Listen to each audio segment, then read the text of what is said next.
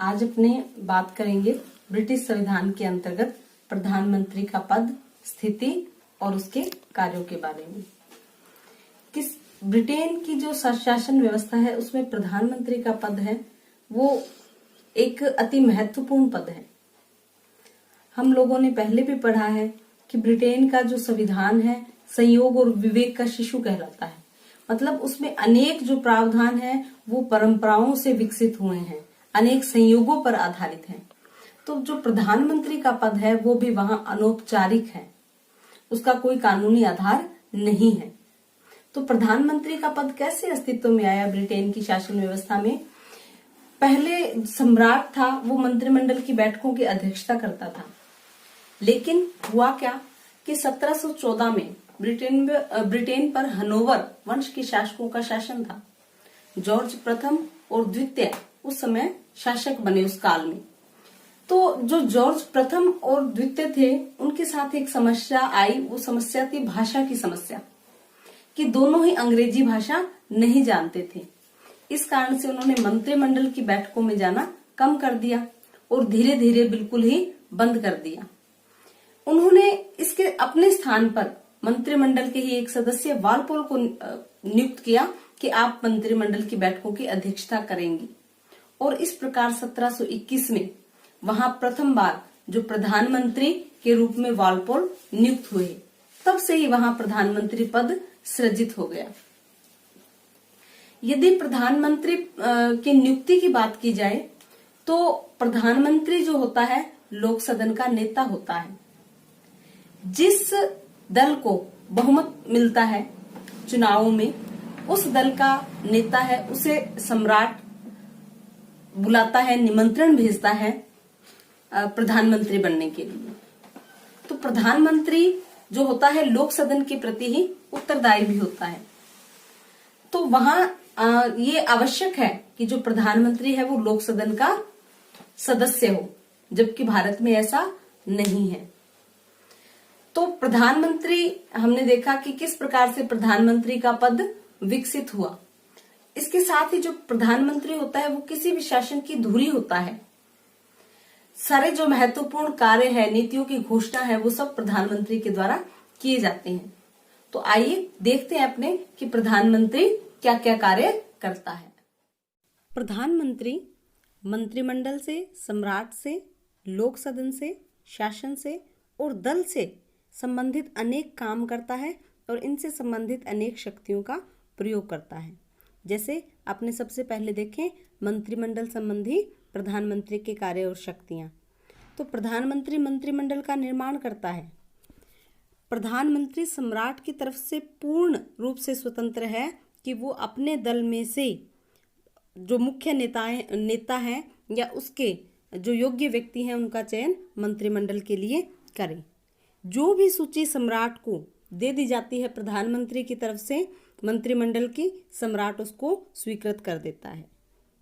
इसके साथ ही प्रधानमंत्री मंत्रिमंडल का कार्य संचालन भी करता है, उनमें कार्य का विभाजन भी करता है और ये भी देखता है कि यदि मंत्रियों के विभागों में परस्पर समन्वय नहीं है, सामंजस्य नहीं है, मंत्रियों में आपस में मतभेद उत्पन्न हो रहे हैं, तो उन मतभेदों को दूर करने का काम भी प्रधानमंत्री के द्वारा किया जाता है। इसके साथ ही एक महत्वपूर्ण कार्य है जो प्रधानमंत्री करते हैं कि मंत्रिमंडल की अध्यक्षता। मंत्रिमंडल की बैठकों में कार्य सूची निर्धारण का कार्य प्रधानमंत्री द्वारा ही किया जाता है। वो विभिन्न विभागों के बीच में तालमेल बिठाने का काम करता है। इसके साथ ही मंत्रिमंडल का अंत करने की जो शक्ति है वो भी प्रधानमंत्री के में समाहित है। यदि प्रधानमंत्री और किसी अन्य मंत्री के बीच कोई मतभेद हो जाए तो प्रधानमंत्री उस मंत्री को मंत्रिमंडल छोड़ने के लिए बाध्य कर सकता है। यदि प्रधानमंत्री चाहे तो अपने पद से त्याग पत्र भी दे सकता है और यदि ऐसा होता है तो इसका मतलब होता है कि संपूर्ण मंत्रिमंडल का त्याग पत्र। सम्राट को परामर्श देने का कार्य भी प्रधानमंत्री का ही है। प्रधानमंत्री वो कड़ी है जो संसद और सम्राट को और मंत्रिमंडल और सम्राट को जोड़ती है। वो प्रधानमंत्री की हैसियत से संसद और मंत्रिमंडल के निर्णयों से जो राजा को अवगत कराता है। विभिन्न जानकारियां दोनों ही के बीच में एक कड़ी का काम करता है, एक माध्यम का कार्य करता है। इसके साथ ही लोक सदन से संबंधित कार्य करता है प्रधानमंत्री, कि वो लोक सदन का नेता होता है। लोक सदन का नेता होने के कारण और अपने दल के बहुमत के कारण प्रधानमंत्री लोक सदन को अपने नियंत्रण में बनाए रखता है। अपने मंत्रियों के साथ वो व्यवस्थापन का कार्य संचालित करता है। इसके साथ ही प्रशासन संबंधी जो प्रश्नों का उत्तर देना होता है और संसद का जो सामना करना पड़ता है वो प्रधानमंत्री ही करता है। प्रशासन के संबंध में, नीति के संबंध में जितनी भी घोषणाएं करनी होती है वो प्रधानमंत्री के द्वारा ही की जाती है। इसके साथ ही शासन संबंधी प्रधानमंत्री के जो कार्य हैं कि शासन का संचालन करना और अनेक प्रकार की नियुक्तियां करना। वास्तविक रूप से शासन के प्रमुख सभी अधिकारों का प्रयोग प्रधानमंत्री व उसके मंत्रिमंडल द्वारा किया जाता है। वो शासन का मुखिया है और सभी विभाग उसकी देखरेख में काम करते हैं। वो राष्ट्र का प्रतिनिधि है। दल संबंधी यदि कार्य देखें तो सभी वो देश का प्रतिनिधि करता है।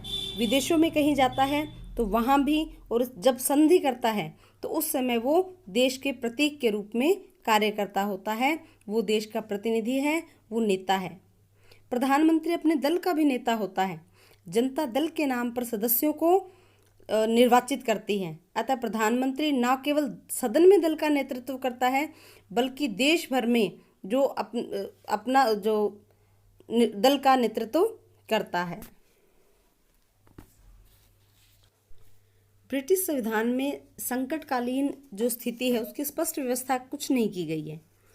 व्यवहार में क्या होता है, जब भी संकट काल का समय होता है तो अपने आप ही ब्रिटिश प्रधानमंत्री की शक्तियों में वृद्धि हो जाती है और उस समय जो प्रधानमंत्री है वो संपूर्ण शक्तियों का प्रयोग करता है।